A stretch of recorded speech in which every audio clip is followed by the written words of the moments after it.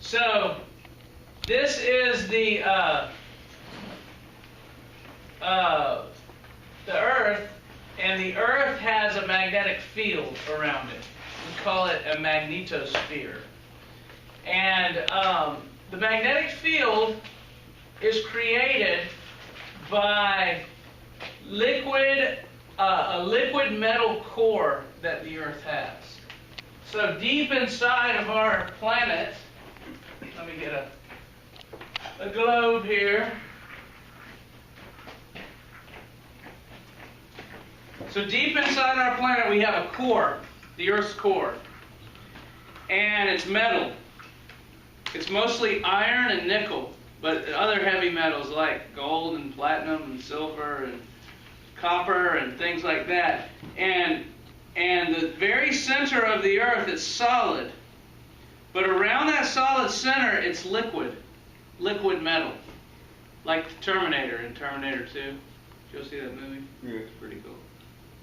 Anyway, there's this liquid metal outer core, and it's spinning, it's rotating as our Earth rotates. And that's what you need to have a magnetic field. A liquid metal core that rotates. And if for some reason it has to do with the way physics works, for some reason a rotating liquid metal core will create a magnetic field, which is what we have around our planet. Question? Have we drilled all the way into the center? No. The farthest our drills will get is about 8 or 10 miles deep, and that doesn't even get us through the crust. Why can't we go deeper? Because the pressure is so great that that the drill bits can't get through it. It's tougher than our drills. And so the deeper you go in the Earth, the greater the pressure is. It's like everything is pressing down because of gravity. And it creates pressures and heat. Also the heat gets hot. It gets hotter and hotter the deeper you go. It'll melt any drill bit, and the pressure's too tough for the drill bits to get through. Doesn't that stink? Yeah. Do you think they'll ever get deeper? Well, yeah, they try and get deeper and deeper all the time. It's really the Russians that are doing it. Russian scientists have gone deeper than anyone. Can't they bomb it? Russians. Can they Some do sort what? of explosive? Even explosives that deep, it's you can't get the explosives down there. It's too much pressure to make a hole to put the explosives in. See what I'm saying? So they have this. The Russians have this great drill technology that they're working on to try and get deeper. But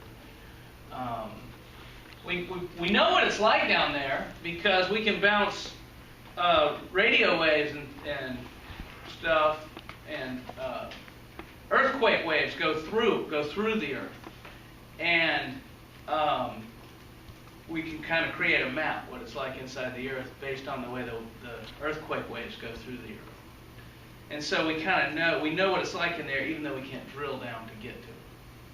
Also, some of the Earth comes up through a volcano, so we can sample that stuff. So anyway, and why is the Earth? And why is it metal inside the Earth? Why isn't it rock?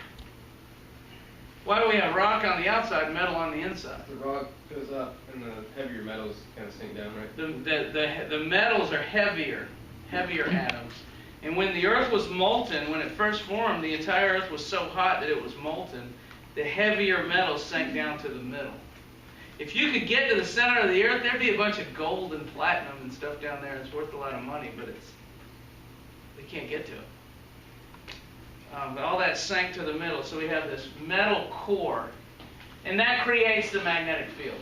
And you can see the magnetic field lines. As a matter of fact, they'll affect your compass. If you have a compass, it'll point along these magnetic field lines. It'll point to the north. Would we want to get all the way to the core? Would that not mess with the Earth a little bit? Yeah, I don't know if it would or not. How deep is the water in the ocean? The deepest part of the ocean is about 8 miles deep. Okay, just start with that. You could, but it's not easy to get down to the bottom of the ocean either. our best, there's only a couple submarines have ever been built that could withstand the pressure at the bottom of the ocean. So yeah, if you got to the bottom of the ocean and tried to drill from the bottom of the ocean, you wouldn't have as far to go. But that's got its own problems just getting down there. So it's not an easy issue to solve. So these magnetic fields affect our compasses, and the magnetic fields affect the solar wind. Let me tell you about the solar wind. The sun is constantly blowing off particles off its surface. And by the way, this isn't drawn to scale. The Earth is not really this close to the sun. You saw the scale when we set up the scale model of the solar system, right? You saw how big the Earth was compared to the sun and how far they were away from one another. Remember, the sun was like a beach ball, and the Earth was about almost to the soccer field from it when we set it up. Y'all remember that? But this is showing you the sun is blowing off particles from it called the solar wind.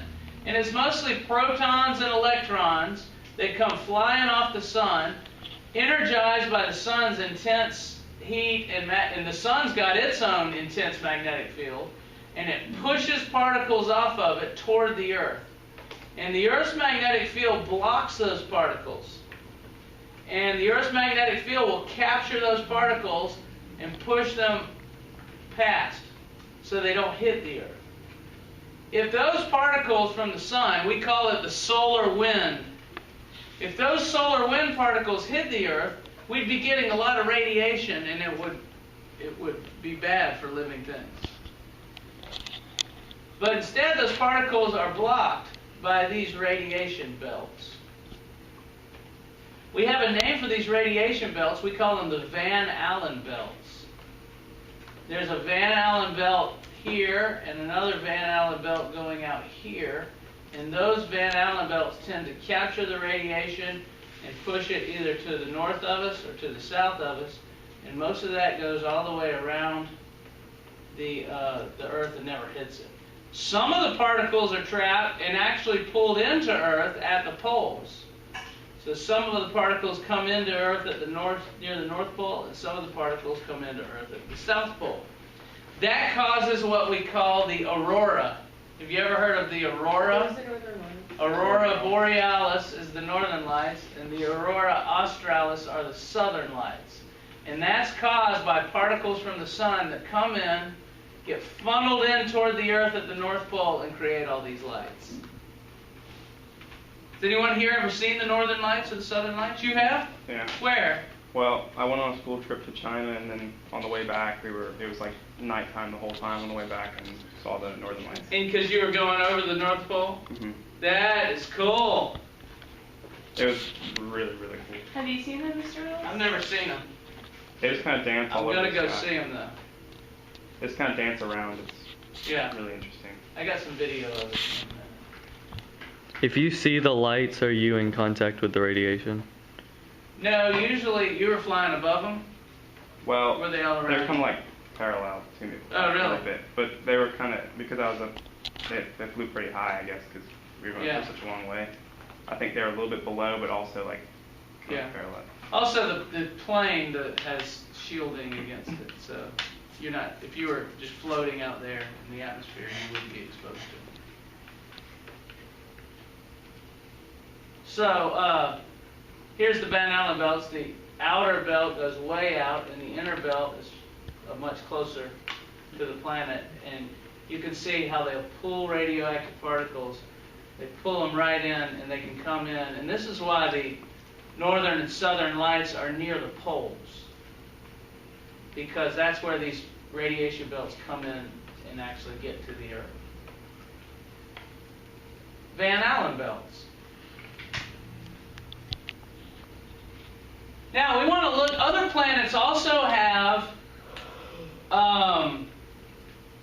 magnetospheres. That's what we call this, the magnetosphere. Other planets have them. Some planets don't really have them. Now let's talk about the other inner planets other than the Earth. There's Mercury, there's Venus, and there's Mars.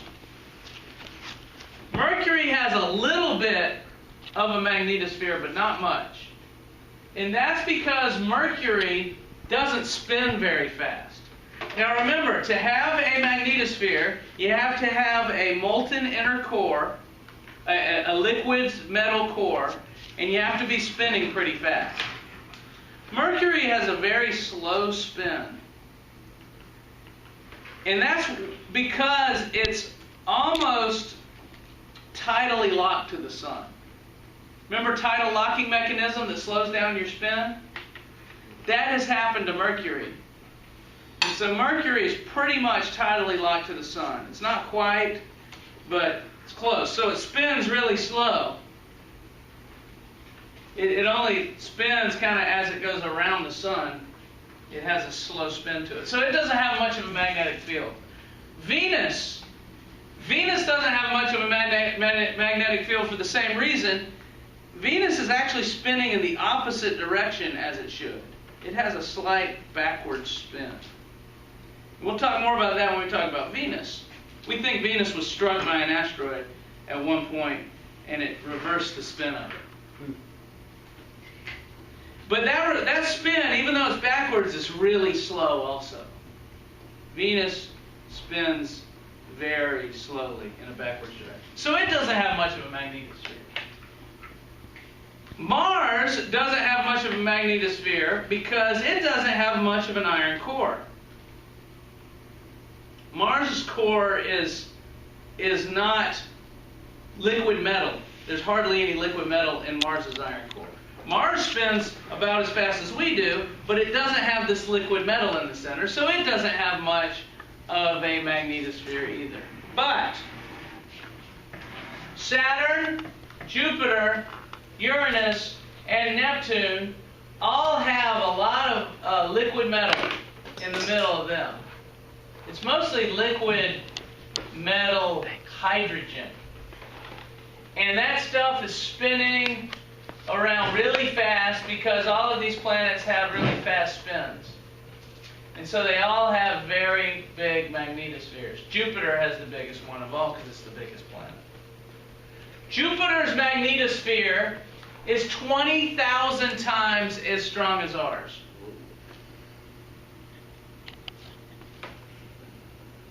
Now I want you to notice something here. There's Earth's axis in white. Earth spins around that axis. There's the magnetic axis. It's slightly off of our rotational axis. See how it shifted there? Did y'all know that magnetic north was not at the Earth's North Pole, but it's like in Siberia and Russia? Really? Did y'all know that? Your compass doesn't point directly at the North Pole. It points at Siberia. Because the magnetic south-north is not straight in line with the rotational axis. How far away is that from the North Pole to Siberia? A few hundred miles. Maybe more than a few hundred, maybe 700-800 miles. It's a little bit off. I mean, compared to the size of the planet, it's not much. But here they show you it's 11 degrees off. It's 11 degrees from the North Pole. So that makes things different on Earth a little bit. Saturn is the magnetic north and south are exactly aligned with the rotational north and south. Jupiter's 10 degrees off, but look at Uranus. Uranus is 59 degrees off. Its rotational axis is sideways. Did y'all know Uranus spins on its side? Yeah. Y'all remember that from the song? Yes. But the magnetic axis is a different way. And Neptune's messed up too. Neptune's rotational axis is this way, and its magnetic axis is this way. So the magnetic axis does not have to always be the same way as the rotational axis. And scientists aren't exactly sure why that is, but for some reason the planet might be spinning this way, and the liquid metal might be turned this way, spinning inside another way. Which is weird. We haven't really figured out why it goes like that. For some reason, our liquid metal is spinning a little bit differently than our planet is spinning. Or either that, or they think it might be off-center. Like if the liquid metal was all nice and perfect right in the center of the planet, but it might be offset a little bit, or turned just a little bit. So as this thing spins, it creates a magnetic field in a little bit different direction. Scientists don't really understand magnetic fields very well. It's hard to make a magnetic field in a lab and study it. You have to have a whole lot of liquid metal, and it has to be spinning, and you can't just do that very easily. They're working on it right now. They're big labs that are trying to create magnetic fields.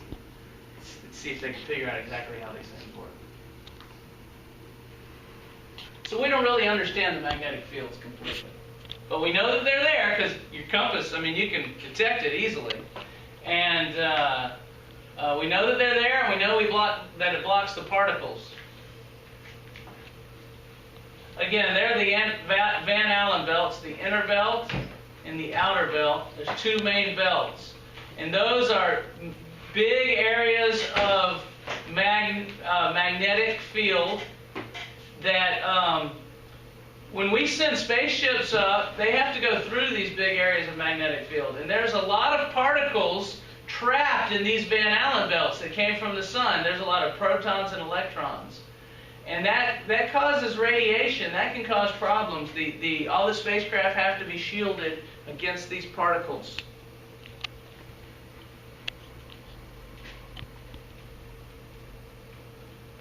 Now there's an aurora. That's what it looks like when the protons and electrons hit the atmosphere. The reason why it creates light is because it heats up the atmosphere right there. It gets really hot. The air up there gets really hot. Now the air is real high up. But it gets really hot when the particles hit it, and it gives off heat and light. And we can see the light from the ground. It's supposed to be beautiful.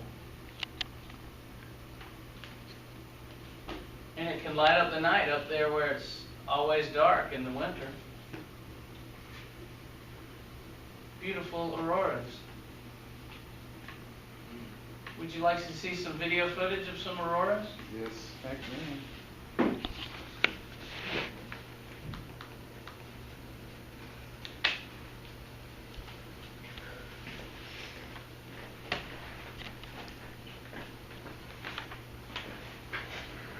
That is pretty lame video footage of auroras. Would you agree? I would agree. Yeah. Let me get you good video footage of auroras.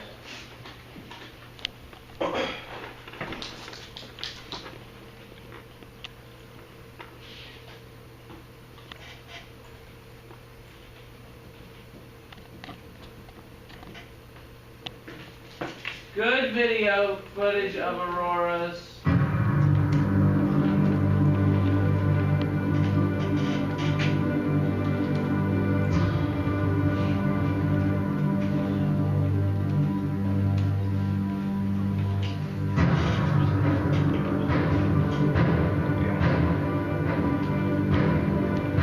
It's sped up.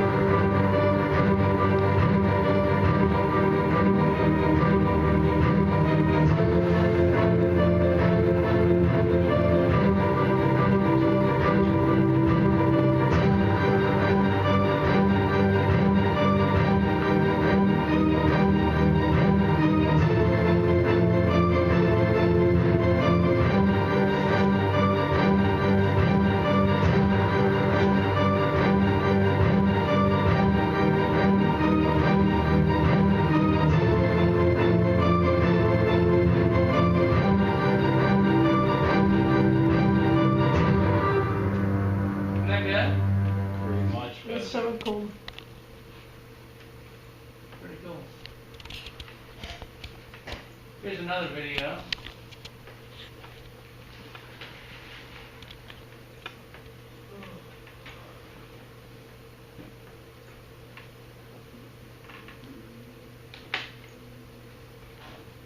Wait a moment.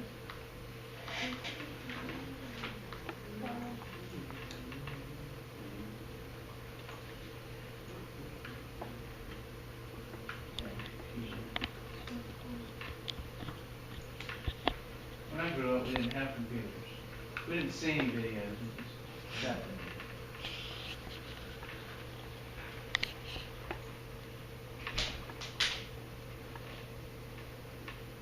So this is a satellite. This is taken from the space station.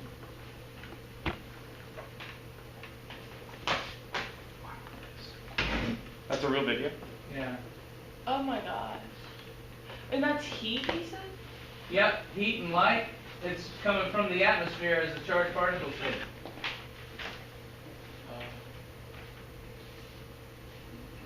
How cool is that? Pretty damn cool. Green. Here's another one. This is the Aurora Australis. This is near the South Pole, taken from the space station.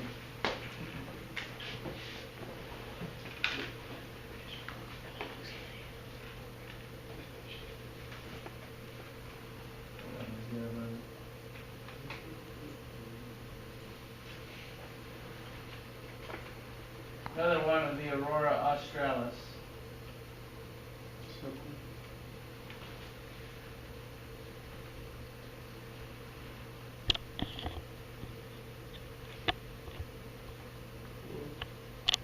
When I saw it, it was like purple. Yeah? Yeah, it can be different colors. Purple, would you guess, is purple hot or cold? It's hot. But compared to other colors. That's Why did it go to? Oh, I thought because it's like closer to blue, I thought it would be hot, but I guess. Yeah, you're right, it is. Blue is a hot color and red is a cool color. You can have such a thing. But there's kind of purple and everything was it was kind of scattered. It's like purple, blue, yellow.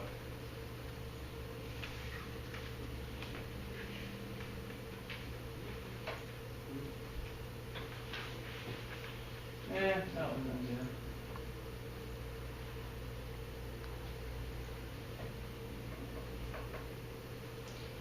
So, Aurora's pretty cool. There's a red aurora. So, the solar wind that comes off the sun, it varies a lot. So sometimes the sun is very active and is really blowing off solar wind particles fast. And it takes a few days for the sun's particles to reach the Earth. We actually have a satellite that's between the Earth and the sun. And the particles will hit that satellite before they get to us. And that satellite can send us a message and can say, you got a lot of particles coming in, or there's not many particles coming in, and then we can get ready for it. Question? What exactly is solar wind? Solar wind are particles coming off the sun. Oh, so it's not nothing actually like coming and pushing off the sun. It's just... Yeah, they're particles, protons and electrons that fly off the sun and go out into space in all directions. And some of them come towards us. For what reason? Just because Because the sun's got so much energy, and it's made of helium and hydrogen, and it's real hot, and the atoms just blow off from the sun because of the great energy. And a lot of it's because the sun has a magnetic field of its own that whips around, and it'd be like if the sun had arms and it did its arm like that, stuff would just fly off of it towards us. And the magnetic field of the sun on the surface constantly waving around like this and throwing particles off left and right and up and down in all directions, and they just come flying through space. and so they hit us, or they hit our magnetosphere. And sometimes the sun is throwing a lot of particles off, and sometimes it's not throwing much. And it's called a solar storm when you get a whole lot of particles. And we're going to study the sun in a later chapter and talk more about all that. It's pretty interesting. But when there are a lot of particles come off, we'll get very bright auroras. And when there's not a lot of particles coming off, they're not very bright. So it just depends on the time. Now you need to know another thing. It's called heliopause.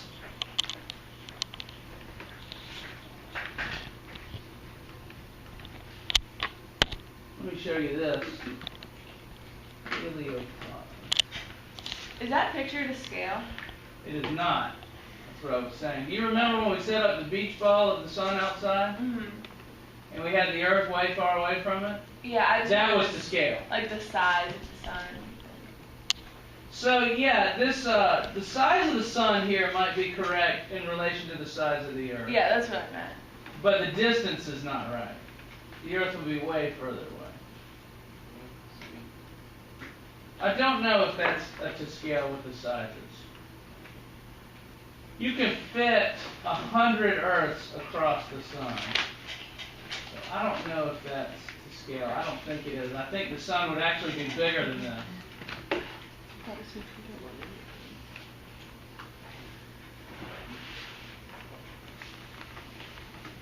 So let me show you what the heliopause is.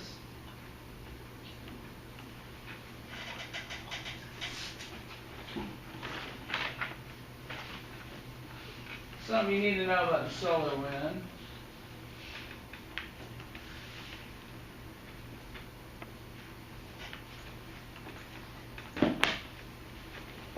Here we go.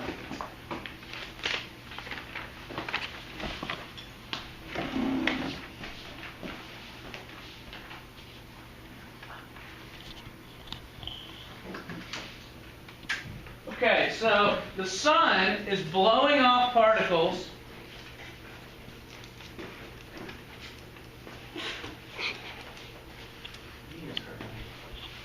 Here's the sun.